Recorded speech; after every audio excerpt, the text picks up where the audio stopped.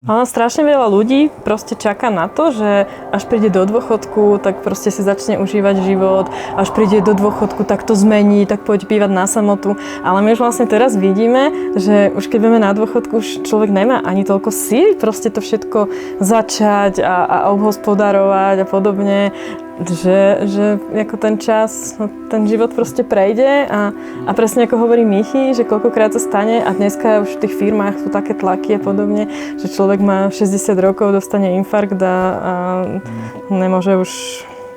Takže či naozaj čakať ako na ten dôchodok, ako ten prvý krok je fakt ako ťažký, no? To rozhodnutie, to definitívne rozhodnutie, že naozaj do toho idem a skúsim to.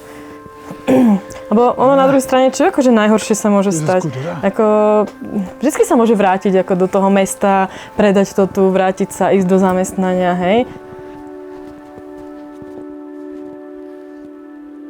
Sme si zistili, že to tak samé všetko prichádza k nám, to, čo má byť. A to, čo nás má stretnúť, tak to k nám proste príde a prichádza. Takisto ako tá vlna, ako kúpili sme ten barák a vôbec sme si nepredstavovali, hej, že tu budeme mať vlnu všade a že vlastne nás to bude smerovať k tomu, že by sme si tou vlnou mohli vlastne zarábať na živobytie.